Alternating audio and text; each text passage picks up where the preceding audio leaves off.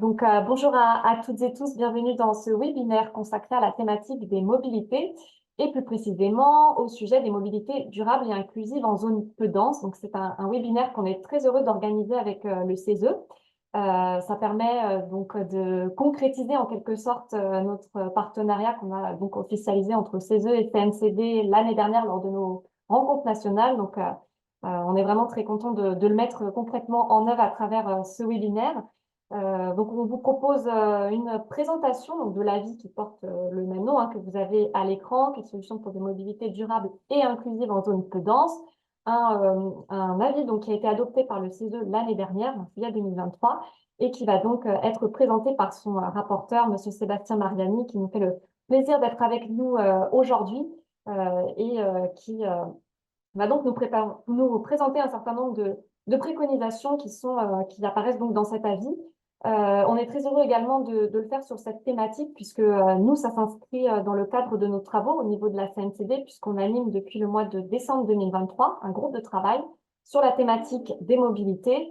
On a organisé jusqu'à présent 4 réunions. Le travail se poursuit au mois de juin. On le poursuivra également à la rentrée. On a travaillé sur un certain nombre de sujets qui font en fait écho aux préconisations qui ont été formulées dans le cadre de cet avis. Voilà, vraiment, on est très heureux de faire le lien avec ces préconisations, avec cet avis, et donc on est très heureux de co-organiser ce webinaire avec le CESE.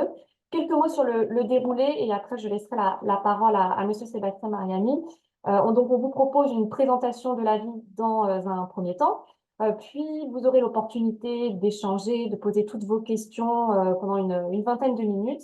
Et puis après, comme c'était prévu, on vous propose une session en sous-groupe. Donc, vous allez être répartis dans des petites salles Zoom. C'est une petite session qui va durer une vingtaine de minutes où on vous invitera à réfléchir à une question donc, qui permettra de rebondir sur ce qui a été dit lors de la présentation. Et puis, on reviendra tous en plénière pour un petit temps de restitution et on conclura donc cette session à 18h30. Hop, je vais arrêter le partage de l'écran et je vous propose tout de suite de passer à la présentation. Monsieur Mariani, je vous laisse la parole.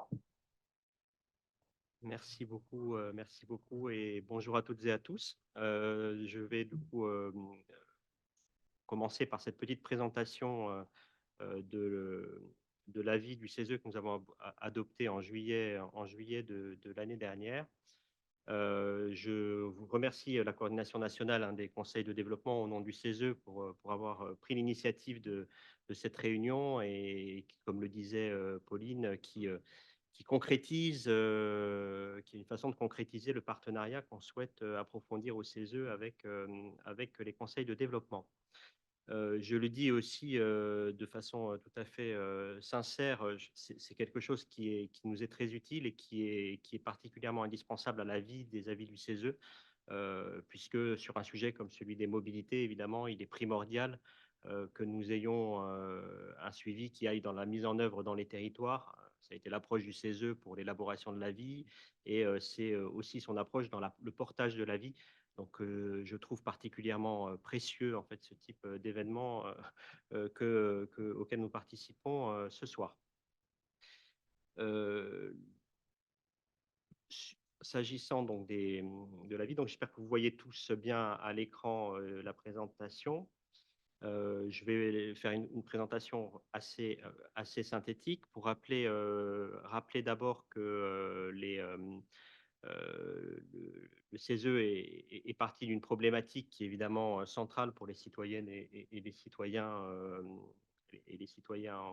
en France, puisque sur un plan environnemental, les transports représentent 32% des émissions de gaz à effet de serre, que 2 tiers de ces émissions proviennent du transport de personnes, qu'on a un sujet qui est particulier aux zones peu denses, puisque le 87% des Français utilisent quotidiennement leur voiture et davantage encore en fait dans ces zones peu denses. Alors, les zones peu denses, dans le cadre de cet avis, on les a définies comme les zones rurales ou les zones du périurbain diffus, c'est-à-dire les zones où il n'y a pas de solution de transport collectif régulier et organisé, donc c'est quand même relativement vaste. Ce qui fait que on considère qu'environ un Français sur deux vit dans ces zones peu denses, avec un coût des transports du quotidien qui est supérieur de près d'un quart à celui que consacre la moyenne des ménages français, et avec une situation globale de précarité mobilité. Alors, ce qu'on entend par précarité mobilité, c'est le fait de devoir renoncer à certains de ces déplacements du fait d'un accès difficile à la mobilité. Et là encore, dans ces territoires peu denses, on a des difficultés pour se déplacer qui sont beaucoup plus importantes que dans la moyenne, que dans la moyenne des territoires en France, puisque si on considère que la moyenne nationale est d'environ 30% sur la précarité mobilité, s'agissant de difficultés à se déplacer exprimées par les citoyennes et les citoyens, on atteint 86% des répondants qui affirment avoir des difficultés à se déplacer ou avoir exprimé au moins une fois dans l'année une difficulté à effectuer un déplacement lorsqu'il habite en territoire peu dense. Passion citoyenne sur un sujet comme celui-ci, qui est un sujet vraiment ancré dans le quotidien, il nous est apparu logique et naturel de repartir des modes de vie des citoyennes et des citoyens et d'avoir recours à une participation citoyenne assez complète pour pouvoir traiter de ce sujet. C'était une approche du coup qui se voulait un peu originale et propre évidemment à l'Assemblée que nous sommes par rapport à d'autres rapports qui ont été produits sur le même sujet. Et donc cette participation citoyenne, on l'a réalisée en trois étapes distinctes. Une étape alors sous la forme d'une plateforme en ligne qui a réuni environ 10 100 répondants, une boîte à idées qui a recueilli environ 1000 propositions, relayées par des ateliers en région. Donc on a eu 5 ateliers en région qui ont réuni 120 personnes à peu près pour travailler sur des sujets donc plus localisés effectivement hein, dans les territoires. Et puis un dispositif d'aller vers qui a été mis en place dans les territoires départements d'outre-mer, un département région d'outre-mer, plus exactement, en partenariat avec la Poste, donc avec des courriers qui ont été envoyés aux citoyennes, aux citoyens, 75 000 courriers envoyés, des postiers qui ont été mobilisés pour aller administrer le questionnaire et pouvoir toucher des publics qu'on n'aurait peut-être pas touchés par le biais de cette plateforme numérique, et donc qui a contribué à avoir un grand nombre de répondants, comme je l'évoquais, puisqu'on en a eu plus de 10 000. Et puis enfin, après l'élaboration des préconisations, pour lesquelles on s'est basé aussi évidemment sur l'audition d'un certain nombre d'experts comme le CESE a l'habitude de le faire, les pistes de préconisation ont été retravaillées avec un groupe de citoyens et de citoyens qui est venu au CESE lors d'une journée délibérative. Donc il y a une trentaine de citoyennes et de citoyens volontaires qui ont été réunis et qui ont travaillé en fait sur la validation en quelque sorte, et puis l'approfondissement des préconisations que je vais vous présenter. On a voulu aussi que cette approche elle soit territoriale, évidemment, hein, sur une problématique comme cela. Et donc, dans le cadre de partenariats qui unit également le CESE avec Césaire de France et les Césaires, on a proposé aux Césaires volontaires de participer à nos travaux en les intégrant à la commission des territoires de l'agriculture et de l'alimentation qui avait en charge ce dossier. Et donc, on a 8 Césaires qui ont participé aussi à l'élaboration donc, de cet avis, et qui ont été des relais pour la participation citoyenne, notamment les ateliers participatifs dans les territoires. Donc l'avis qui a été voté le 11 juillet 2023 à l'issue de cette longue élaboration basée sur une grande participation citoyenne, il s'articule en fait autour de 3 axes. Un premier axe qui consiste à réunir les conditions pour réussir une transition vers une plus grande sobriété des usages. Là, on est vraiment sur comment on a une transition en fait dans les usages, comment on accompagne les citoyennes et les citoyens dans les territoires pour que ces usages puissent être modifiés. Un deuxième axe qui porte sur le renforcement de l'organisation des mobilités en proximité avec un échelon qui nous est apparu particulièrement pertinent, qui est l'échelon intercommunal, alors qui est un peu consacré par la loi d'orientation des mobilités, mais qui est resté un peu au milieu du gué sur le sujet. avec un apport là aussi de la participation citoyenne. Donc, on a mis en œuvre dans la vie, mais qui nous paraît intéressant et utile de pouvoir utiliser également dans le déploiement des solutions dans les territoires, et donc une large part, et c'est aussi à une gouvernance associant les citoyennes et les citoyens dans le cadre de ce deuxième axe. Et puis enfin, un troisième axe qui porte sur le renforcement de l'attractivité des territoires, notamment par des transports collectifs adaptés.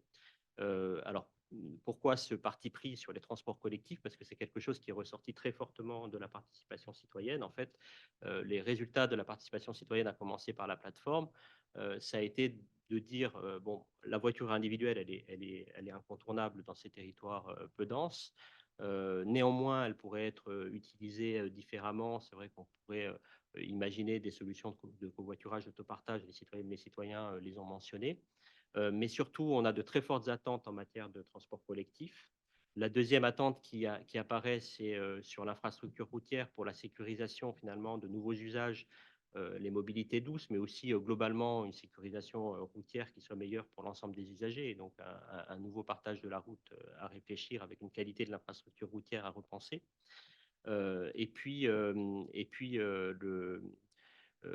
sujet des sujets complémentaires qui sont venus dans les ateliers participatifs, qui ont porté, alors plus spécifiquement sur le développement de véhicules décarbonés mais plus légers, sur la mutualisation des solutions de transport existantes.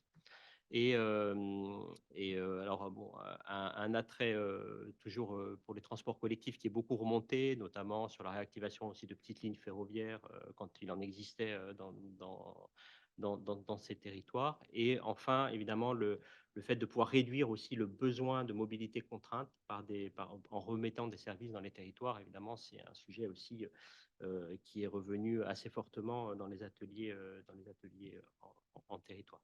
Donc, vous voyez, en fait, ces trois axes ont amené le CESE globalement à dire la loi d'orientation des mobilités de 2019, finalement, elle a ouvert un certain nombre de solutions, mais elle n'est pas allée peut-être jusqu'au bout, et donc il faut peut-être une nouvelle loi de programmation et d'orientation qui viendrait concrétiser un certain nombre de programmes qui sont préconisés dans le cadre de cet avis. Pour rentrer un peu plus dans le détail en fait des différentes préconisations, donc sur le premier axe qui consiste qui porte sur l'accompagnement des usages, 8 préconisations en fait ont été formulées dans le cadre de ce premier axe. La première, elle porte sur comment on pourrait concrétiser dans le droit de l'urbanisme et dans le droit des transports, dans les codes correspondants, un droit à la mobilité effectif.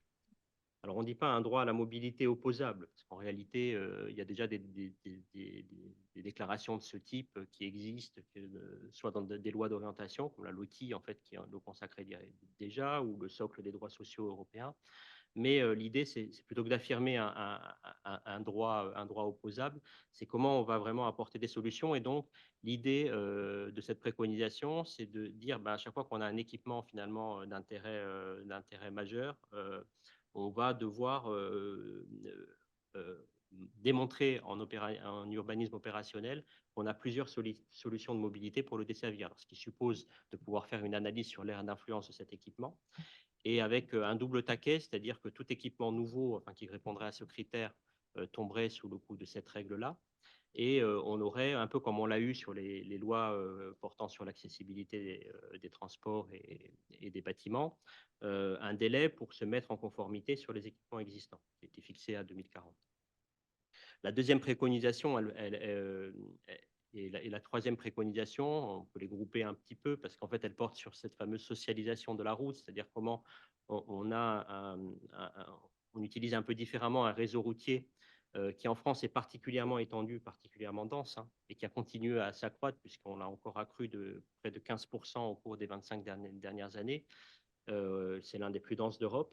Et donc, on a peut-être les moyens de pouvoir l'utiliser différemment en prévoyant finalement des itinéraires dédiés, peut-être pour des mobilités plus légères, en prévoyant de sécuriser en tout cas différents usages de la route, en repensant aussi la signalisation pour que ces différents usages soient clairs pour tous. Donc, en fait, tout ça nécessite le développement d'un certain nombre de plans très concrets, mais qui vont aller porter aussi dans les mentalités un nouvel usage de la route dont on a besoin, et puis des actions de formation, évidemment, qui sont aussi liées à cela. On a une préconisation, une quatrième préconisation qui porte plutôt sur le traitement des inégalités. Alors, c'est déjà une inégalité, effectivement, de vivre en territoire peu dense, mais parfois, il peut y avoir un cumul, évidemment, d'inégalités liées aux ressources, aux revenus ou à d'autres situations personnelles. Et donc, de pouvoir compenser cette inégalité par un forfait mobilité qui serait on l'appelait forfait mobilité citoyen, puisque le forfait mobilité durable qui a été créé par la loi d'orientation des mobilités, il est fléché sur les salariés, donc il faut être salarié d'une entreprise pour pouvoir éventuellement en bénéficier. Là, ce serait l'idée d'avoir plutôt un forfait qui est dédié à tous les citoyennes et les citoyens qui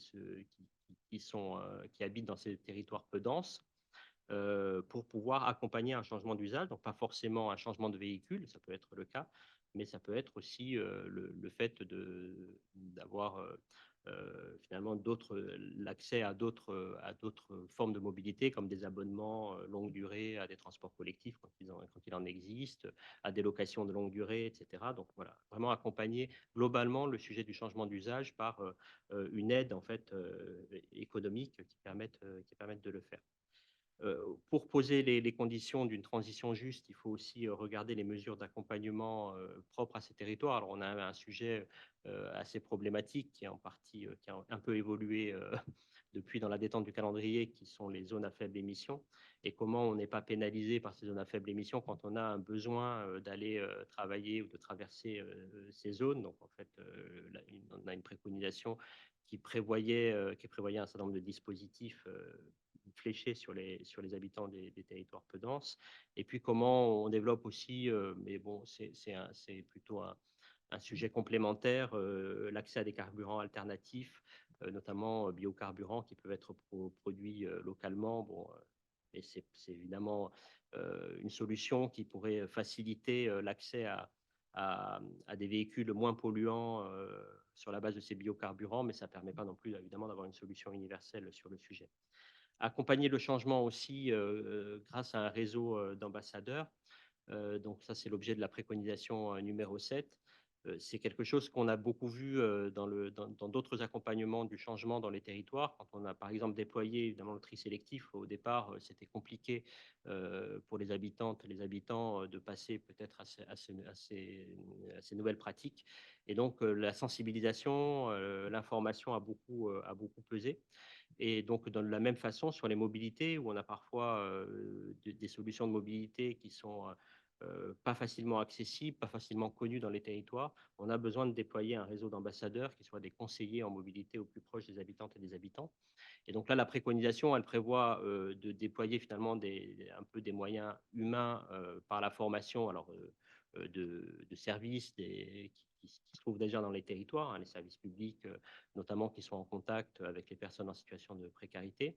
La région, autorité organisatrice, qui doit pouvoir donner un conseil global en mobilité de première instance. Des maisons, des mobilités à l'échelle des bassins de vie, donc voilà, qui vont pouvoir avoir recours à ces services publics. Puis au niveau intercommunal, une formation des élus et là aussi des services intercommunaux pour pouvoir avoir des relais en proximité en s'appuyant sur le réseau associatif. Bon, il y a des choses qui sont déjà faites. Vous connaissez peut-être le programme Teams hein, qui vise à apporter, dans le cadre de d'appel à projet, des solutions de mobilité, mais à déployer aussi des référents en écomobilité inclusive et des conseillers en écomobilité inclusive au plus proche des habitantes et des habitants pour les conseiller dans ces changements d'usage. Et puis, une préconisation qui porte sur le transport d'utilité sociale.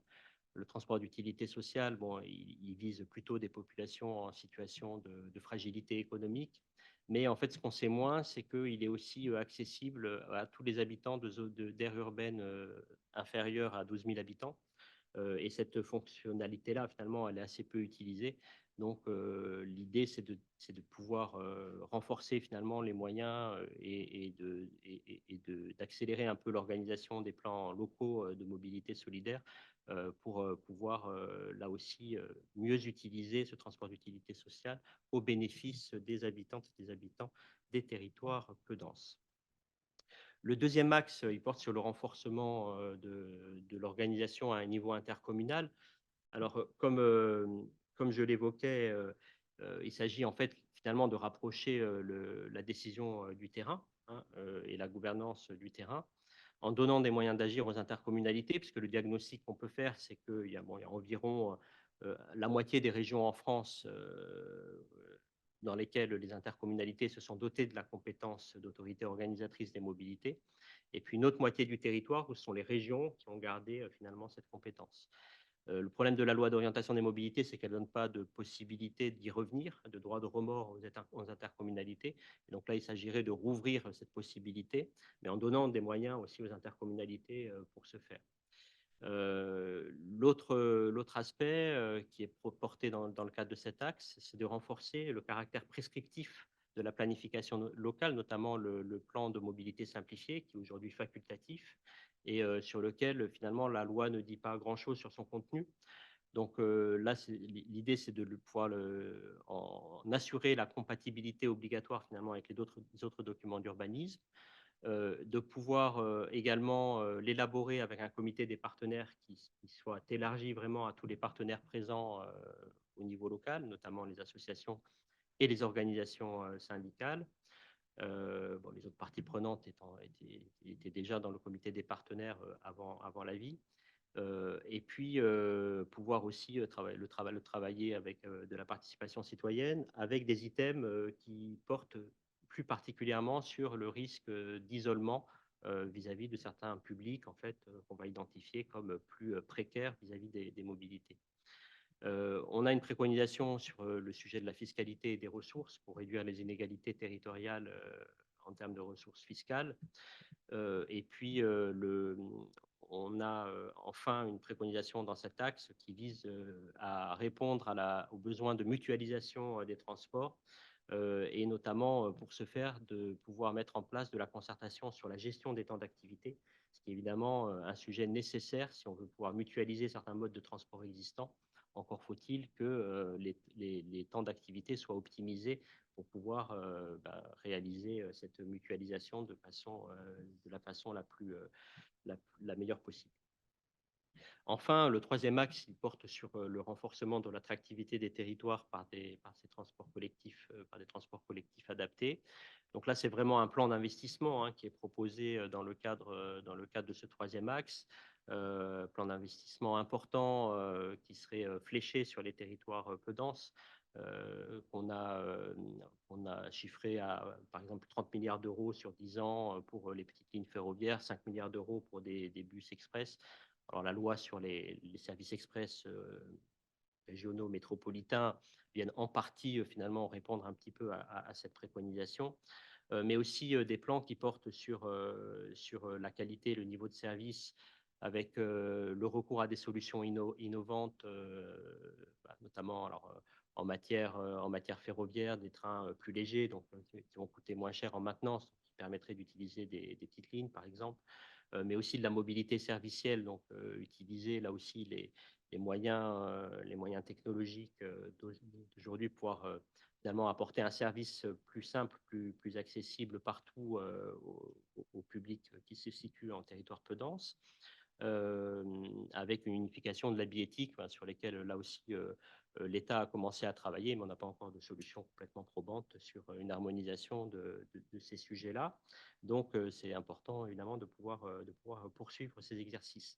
Réduire les besoins contraints également par un retour adapté des services. Alors là aussi, il y a des plans en cours de l'État, mais ils sont assez insuffisants. Il y en a qui sont fléchés sur les services et les commerces de village. Ça a été une aide assez ponctuelle qui a été initiée par le ministère en charge de la ruralité, mais qui était un peu expérimentale sur 2 années. Donc, on dit qu'il faut le poursuivre dans le temps et puis le renforcer. Et enfin, une préconisation qui porte sur l'attractivité des métiers des transports en lien avec l'attractivité des territoires, puisque ce sont des métiers en tension et qu'on a besoin évidemment de travailler à la fois de concert, je dirais, l'attractivité des territoires et l'attractivité des métiers des transports dans les territoires si on veut pouvoir développer des solutions alternatives à la voiture individuelle. Vous avez vu que certaines des préconisations que j'évoquais étaient marquées par une petite étoile bleue. c'est celles qui nous semblent en fait peut-être les plus facilement déclinables, ou en tout cas qui posent le plus de questions de mise en œuvre en fait dans les territoires à l'échelle intercommunale, donc qui sont peut-être plus susceptibles de vous intéresser. Je vais passer assez rapidement sur ces différentes préconisations pour peut-être ouvrir le sujet des questions évidemment qu'elles appellent. La première préconisation qui porte sur la modification des codes de l'urbanisme pour une obligation de desserte diversifiée sur tous les nouveaux équipements. Évidemment, ça pose la question de la méthode de recensement de ces équipements. Donc, comment on va rédiger en fait les articles du code de l'urbanisme pour pouvoir aussi déterminer en amont une aire d'influence de l'équipement, et comment on va orienter des choix de desserte alternatifs à la voiture individuelle en démontrant que ça dessert effectivement ces zones d'influence. Ce sont toutes des questions qu'on a un peu débattues en commission, mais qui nécessiteraient évidemment pour la mise en œuvre une réflexion plus approfondie avant de pouvoir écrire des articles de loi qui viendraient, ou de réglementation, qui viendraient concrétiser ce droit effectif à la mobilité choisie dans les territoires. Sur la préconisation numéro 7, qui porte sur le réseau des ambassadeurs des nouvelles mobilités, on évoque l'idée d'une forme de guichet unique à l'échelle d'un bassin de vie sous la forme de maison des mobilités. Il en existe déjà dans certains territoires, mais c'est une vraie question en fait qu'on peut se poser évidemment à un niveau local de qu'est-ce que ça veut dire de mettre en place un projet de maison des mobilités, avec qui, avec quels moyens, etc. Comment on a des partages d'expériences dans le cadre du programme Teams sur l'écomobilité inclusive et la mobilité solidaire, puisque effectivement là on a beaucoup un foisonnement de projets. Certains effectivement sont soutenus par ce programme et qui mériteraient qu'on puisse à un moment donné partager en retour de bonnes pratiques. Ça sera sûrement fait dans le cadre de ce programme, que le CESE propose de renforcer et de poursuivre au-delà de 2026, puisque c'est aujourd'hui le cadre dans lequel l'État l'a fixé.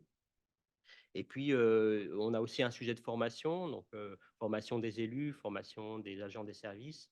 Là aussi, donc, c'est quoi le contenu de la formation qui serait prioritairement utile pour pouvoir conseiller utilement les personnes sur des mobilités alternatives à la voiture individuelle ou sur un changement d'usage.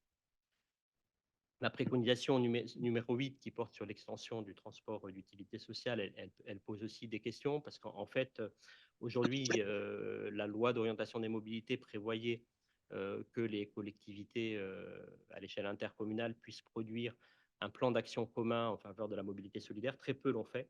Et donc, ça pose naturellement la question des freins et des opportunités pour mettre en œuvre ces plans d'action communs en matière de mobilité solidaire. Finalement, pourquoi ça a été aussi peu fait jusqu'à présent? Et donc, si on fixe une échéance, comme le propose le CESE dans sa préconisation, qu'est-ce que ça veut dire en termes de moyens, etc. Donc, ça, en fait, nécessite aussi de se poser la question à un niveau local. La préconisation numéro 9, elle porte évidemment sur les moyens grâce auxquels les intercommunalités pourraient se saisir de cette compétence dont elles ne se sont pas saisies pour certaines d'entre elles lors de l'application de la loi d'orientation des mobilités. Donc, quels sont les moyens d'ingénierie prioritaires dont ces intercommunalités auraient besoin pour se saisir réellement de cette compétence, et par quel dispositif? Une internalisation de ces moyens, un guichet unique qui serait mis à disposition par les services de l'État compétents, puisqu'il en existe évidemment, mais sont-ils suffisants, etc. Donc, vous voyez, les questions de mise en œuvre ne manquent pas non plus sur cette préconisation. Sur la préconisation numéro 11, qui porte sur le plan de mobilité simplifié, il y a un fonctionnement à imaginer entre les conseils de développement et les comités des partenaires, qui ont été élargis par la loi SERM, comme le préconisait le CESE, aux organisations syndicales et aux associations.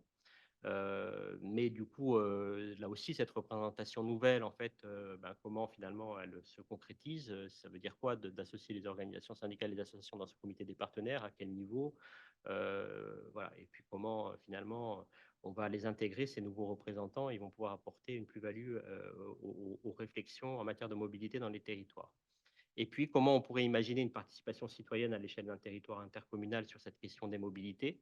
Peut-être un sujet qu'on pourra travailler du coup, dans le cadre des ateliers qui vont suivre, avec un appui ou un partenariat nécessaire? Est-ce qu'il faut aller vers du présentiel ou de la plateforme? Voilà, donc on s'est posé toutes ces questions à l'échelle nationale, au CESE, avec un dispositif d'aller vers, avec quelle redevabilité pour les citoyennes et les citoyens qui participeraient à ces exercices. Voilà, des choses qui sont parfois aussi déjà faites dans les territoires, mais qui mériteraient d'être systématisées.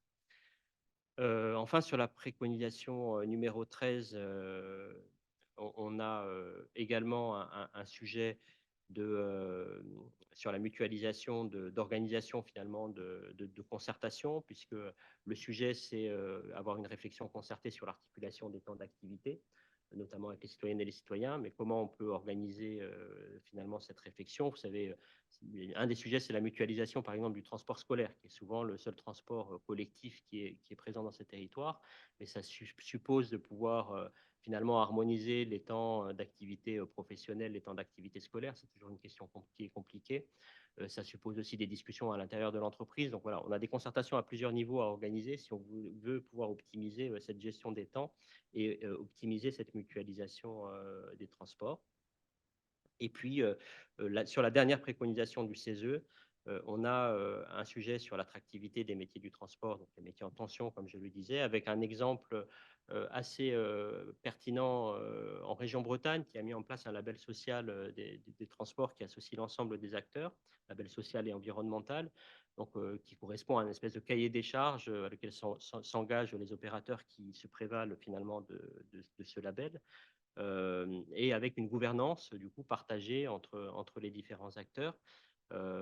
Et puis des objectifs de féminisation de l'emploi, de recrutement de personnes en situation de handicap dans les territoires, avec aussi des objectifs d'amélioration finalement des conditions de travail en lien avec la situation réelle des territoires. Donc tout ça en fait est discuté entre les acteurs à un niveau local, au niveau de la gouvernance du label social transport de Bretagne.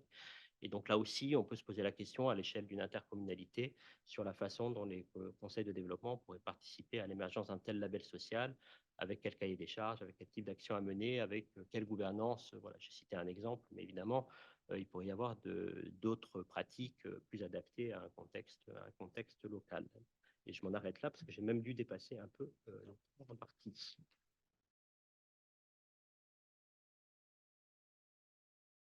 Donc, Philippe Souder, codev de Manosque, territoire DLVA Aglo, Durance, Liban, Verdon.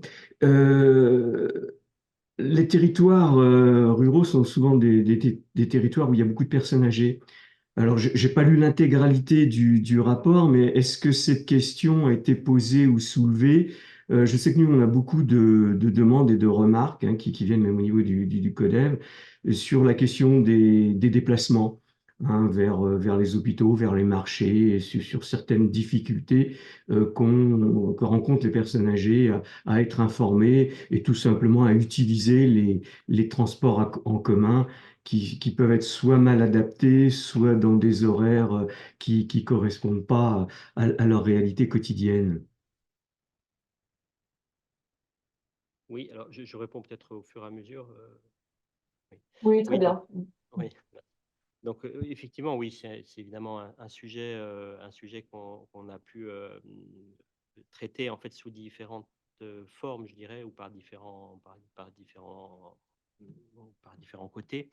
Le premier, c'est que c'est effectivement un sujet de risque d'isolement finalement et de difficulté d'accès à des solutions qui sont déjà difficilement accessibles quand on est, je dirais, jeune, en bonne santé, etc. Enfin, voilà, il y a des territoires où les solutions de transport sont déjà difficilement accessibles. Et donc, du coup, il y a plusieurs réponses qui ont tenté d'être apportées dans les préconisations. Alors d'abord, c'est celle qui porte sur le sujet du renforcement des moyens pour le transport d'utilité sociale, hein, évidemment, qui est adapté à certaines situations, en tout cas de publics âgés et en précarité, mais aussi en fait un peu une volonté d'apporter une solution un peu systémique ou systématique au niveau local par les plans de mobilité simplifiés, donc déjà dans la planification, avec les volets qui sont consacrés au risque d'isolement. C'est-à-dire qu'en fait, quand on dit les plans de mobilité simplifiés, il ne suffit pas qu'ils soient élaborés de façon un peu générique. Il faudrait vraiment qu'on ait de façon obligatoire un volet sur les populations en situation de fragilité propre à un territoire. Évidemment, les personnes qui sont, enfin, si on a une forte concentration de personnes âgées sur un territoire, il faut que ça puisse être traité dans ce plan de mobilité simplifié dont on rendrait obligatoirement compatible avec les autres documents d'urbanisme. Alors ça, c'est pour l'aspect planification, évidemment, ce n'est pas les solutions opérationnelles. Après, ce qu'on dit aussi, c'est pour ça qu'on a poussé beaucoup cette idée des ambassadeurs des mobilités et qu'il faut renforcer sans doute ce qu'apporte aujourd'hui le programme Teams. Alors, le programme Teams, il est un peu protéiforme, hein, c'est-à-dire qu'en fonction des porteurs de projets, on ne va pas traiter les mêmes problématiques. Il y en a qui peuvent porter effectivement sur des publics qui sont dans des situations particulières de précarité économique, de situation de handicap, etc. Bon, voilà, on n'a pas les mêmes réponses et les mêmes projets partout. Et donc, et par ailleurs, le programme Teams aujourd'hui permet de traiter une centaine de projets. Donc, si vous voyez une centaine de projets, ça veut dire un en moyenne par département. Donc, le CESE, lui, propose de pouvoir le renforcer à la fois dans les moyens et puis de pouvoir le prolonger dans le temps au-delà de 2026 pour qu'on puisse traiter de ces problématiques. Donc, voilà, donc c'est un peu une approche à plusieurs aspects, c'est-à-dire à la fois, oui, il faut traiter la problématique de l'isolement, notamment l'isolement des publics qui sont en risque et des personnes âgées en font partie. Oui, il faut avoir un renforcement des moyens humains également parce que peut avoir un accès aux outils numériques qui peut être aussi plus compliqué pour certaines populations. Donc, il faut aussi des ambassadeurs des mobilités dans les territoires. Et oui, si on veut apporter des solutions concrètes à ces populations, il faut aussi avoir finalement un renforcement des moyens, notamment par le biais de ce programme, qui a l'avantage en fait d'être vraiment ancré dans les territoires. C'est-à-dire que ce sont des appels à projets qui émanent d'acteurs associatifs qui connaissent le territoire et qui, en fonction des caractéristiques du territoire, vont essayer d'apporter des solutions adaptées. Donc, cette initiative locale et associative, il faut qu'elle puisse continuer à être portée si on veut vraiment des solutions opérantes, notamment sur les déplacements des personnes qui sont en plus fort risque d'isolement. Merci pour cette réponse. Alors, on a une autre main qui se lève du côté de Gabriel. Oui, moi, enfin, Alors, sauf juste, si... pardon, Oui. il y a Gabriel qui a levé la main depuis tout à l'heure. Donc, Ah, je donne pardon, j'avais pas vu. priorité et après, je passe la parole. Gabriel. Alors, j'ai une question et après, j'aurais on va dire un constat localisé à partager. La première question, c'est où est-ce que l'on peut avoir accès à l'avis qui a été voté par le CESE et où donc voilà, qu'on ait le document, ça peut peut-être nous aider à travailler plus. On ne vous entend plus parce que le micro a été, Le micro a coupé. été désactivé, Gabriel. Ouais, c'est bon. Bon, ouais, ok, c'est bien. Vous avez entendu la fin de ma phrase? Alors sur la première question sur où peut-on trouver l'avis, oui, j'ai oublié de le dire, excusez-moi, mais c'est très simple en fait sur le site lecese.fr, le site internet lecese.fr. Vous pouvez faire une recherche par le mot-clé mobilité et puis vous allez tomber dessus. Oui, c'est dans les travaux adoptés. Mais je crois que même que si vous mettez avis mobilité le CESE sur Google, vous devez tomber dessus. Et en fait, il est téléchargeable directement sur le site en format PDF. Mais si vous le souhaitez, on peut aussi vous le faire envoyer. Ça, voilà, sans problème. Simplement, vous nous envoyez vos coordonnées par l'intermédiaire de Pauline, par exemple, ou directement à l'adresse de la commission. Et on peut aussi vous l'envoyer en format papier si vous préférez, à l'adresse que vous nous indiquerez. Très bien, merci. Et maintenant, c'est plus la remontée d'expérience de terrain. Voilà, je suis dans le Comminges, qui est un pays pyrénéen, dans les Pyrénées centrales, au sud de Toulouse. Donc, une zone peu dense, je crois qu'on doit être à 17 18 habitants au kilomètre carré. Et je suis bénéficiaire du RSA, donc j'ai pas de véhicule motorisé, je me déplace en transport en commun et en vélo, et encore ça va, on a des gares. Mais ça fait à peu près 2 ans, donc voilà, ça me permet d'avoir une idée de ce qu'on peut vivre dans ce type de territoire quand on n'a pas de véhicule. Et comme vous l'avez dit, j'ai encore la chance d'avoir 35 ans, de pouvoir porter, de faire du vélo, etc. Donc je ne peux pas imaginer pour des personnes plus âgées ou malades, ou etc. Euh, je trouve que c'est vrai qu'il est pertinent la préconisation de faire en sorte que les autorités organisatrices des mobilités soient plus localisées, parce que l'expérience que l'on fait, c'est que pour faire des remontées d'usage, en fait, d'expertise d'usager à la région, c'est la région Occitanie, c'est 6 millions d'habitants, c'est souvent complexe, parce que ça commence déjà à être de grosses structures. Mais à la fois, c'est pas tout à fait pertinent dans le sens où les communautés de communes, elles ont souvent été, elles sont de par la loi encastrées dans les limites départementales et aussi dans les limites de population, ce qui fait qu'on se retrouve avec des communautés de communes extrêmement étendues, euh, parce que pour exister, il fallait qu'elles aient moins de 15 000 habitants, et du coup, extrêmement étendues, mais en même temps encastrées dans un département. Et comme les départements, ils ont été créés il y a quasiment 250 ans, la vie ayant évolué, des fois, ils ne sont pas forcément pertinents. Par exemple, moi, je vis à Montrégeau, qui est une commune de 2000 habitants, l'une des plus grosses du Comminges, et on est à la frontière des Hautes-Pyrénées, et en fait, dans nos mobilités, on est souvent amené à aller dans l'autre département.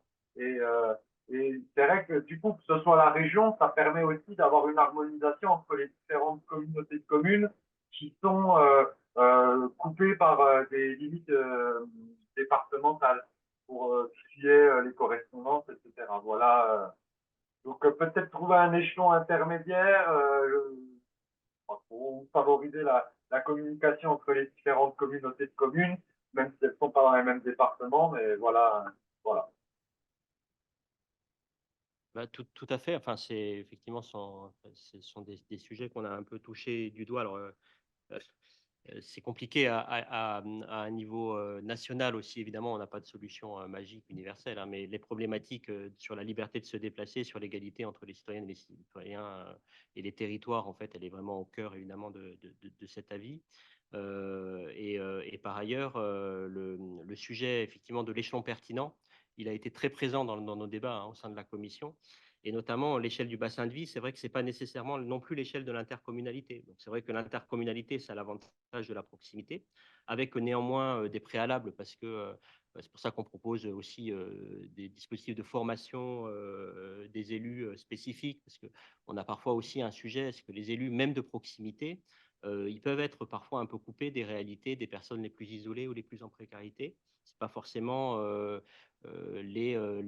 l'offre qu'ils vont pouvoir développer, quand ils peuvent en développer en matière de mobilité, elle ne sera pas forcément adaptée à tous ces publics. Donc en fait, il y a ce sujet vraiment de la capacité aussi des élus, même de proximité, à prendre en charge ce sujet. Donc ça a été un peu évoqué dans le cadre de la vie. Et puis c'est vrai que cet échelon, en fait, il est souvent à un niveau peut-être plus vaste en fait, que l'intercommunalité. Alors, c'est vrai que la loi d'orientation des mobilités prévoit des contrats opérationnels de mobilité qui sont à une échelle de regroupement de plusieurs intercommunalités qui sont censées correspondre au bassin de vie. Mais c'est compliqué, ça met du temps à se mettre en œuvre. Je crois qu'il y a des exemples en fait, qui ont été mis en œuvre dans la région Centre-Val de Loire, du côté de Vendôme, je crois que ça s'est fait, par exemple. Et en plus, ils l'ont fait en lien avec un comité des partenaires qui était déjà élargi en fait, à tous les acteurs, comme ça a été finalement consacré dans le cadre de la loi SERM, mais comme on le préconisait dans le cadre du CESE. Donc, en fait, il y a quelques exemples en fait, voilà, où les choses ont été poussées, mais c'est vrai que ça reste encore très insuffisant dans beaucoup de territoires et ça reste à développer. Donc, simplement, dans la vie, on évoque ce sujet des contrats opérationnels de mobilité aussi comme l'échelon pertinent à l'échelle du bassin de vie sur la coordination entre les niveaux. Donc, d'abord, réappropriation par l'intercommunalité, développement des contrats opérationnels de mobilité en associant de la participation citoyenne et avec effectivement ces volets de lutte contre l'isolement par thématique, en fait, qui est aussi voilà, un des sujets sur lesquels les contrats opérationnels de mobilité à l'échelle du bassin de vie devraient pouvoir se pencher. Merci. Donc, on va donner la parole à Huguette et puis Gabriel, ça répond à la question. Ok, super. Je donne la parole à Huguette et puis après Yann et après je pense qu'on fera notre petit temps en sous-groupe. Alors, finalement, vous avez un peu donné la réponse. Ce que je voulais dire, c'est que sur le terrain, on s'aperçoit que les collectivités ont du mal à travailler ensemble sur ce sujet des mobilités. Et la réponse, effectivement, c'est le contrat de mobilité, mais ça se met rarement en place dans les territoires. Chacun fait des petits bouts dans son coin, et ce qu'on reproche, c'est qu'en fait, il n'y ait pas de continuité et que ce soit justement peu intéressant. Moi, j'avais juste une remarque. Je trouve que vous avez assez peu parlé de l'aménagement du territoire, un peu des infrastructures, si j'ai bien compris, mais vous n'avez pas parlé des territoires multipolaires avec des polarités qui pourraient permettre de regrouper un maximum de services pour approcher les gens des zones rurales, justement, des services, des emplois et des équipements. Oui, alors, bon, c'est difficile de parler évidemment de tout en 25 minutes. Mais cela dit, alors c'est aussi compliqué en fait de l'aborder peut-être sous la forme d'une préconisation en tant que telle, parce que tout ça dépend de la configuration de chaque territoire, évidemment. Après, il y a des préconisations effectivement que j'ai évoquées rapidement hein, sur le retour des services dans les territoires, soit des services publics avec des pôles de regroupement à mettre aussi à des endroits un peu des points nodaux. Alors, mentionner les gares routières, les gares ferroviaires, en fait, de rabattement un peu hein, de ces territoires ruraux. Donc, il y a des éléments comme ça, en fait, qui sont poussés dans la vie. Mais après, c'est clair que ça engage globalement une politique d'aménagement du territoire qui, pendant des décennies, c'est-à-dire le deuxième après-guerre, a tout misé un peu sur la route, hein, comme notre pays, hein, évidemment. Hein, mais donc, en fait, on est là sur du temps long si on veut vouloir inverser ces tendances. Et c'est pour ça qu'une des solutions aussi, alors sur la partie des infrastructures, c'est de pouvoir utiliser différemment ce capital, néanmoins qu'on a développé, qui est le capital routier en France, et qui permettrait de faire beaucoup de choses différentes que uniquement l'utilisation de la voiture. Mais tout ça, évidemment, ça passe par une coordination entre les territoires, un aménagement du territoire rationalisé, une complémentarité entre les territoires, etc. Évidemment.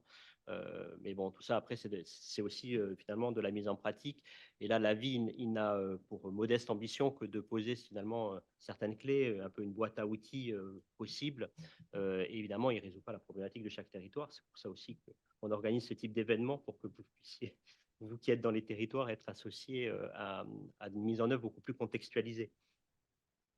Merci. Yann? Oui, bonjour, je suis désolé, je suis arrivé un peu en retard à ce webinaire. Je m'interroge toujours sur comment est-ce que les élus prennent conscience qu'il faut associer les citoyens. Et ça me paraît toujours compliqué. Alors peut-être que vous en avez parlé pendant la demi-heure où j'étais pas là.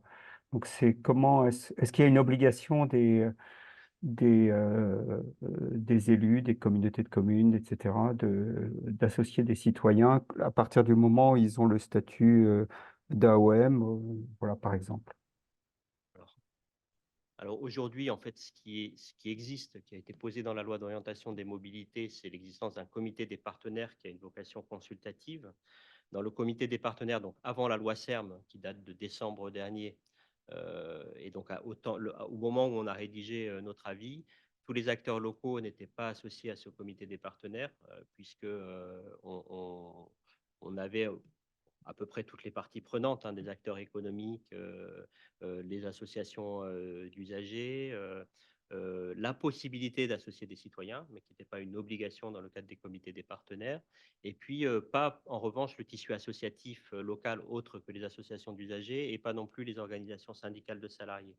Voilà, donc ce qu'on a proposé, qui a finalement été validé par voie d'amendement dans la loi SERM, c'est que ces acteurs soient aussi associés. Donc on a aujourd'hui un comité des partenaires qui, finalement, sur le sujet des mobilités, peut être consulté pour élaborer finalement les plans, la planification en matière de mobilité à un niveau, au niveau de l'autorité organisatrice, hein, qu'elle soit régionale ou intercommunale.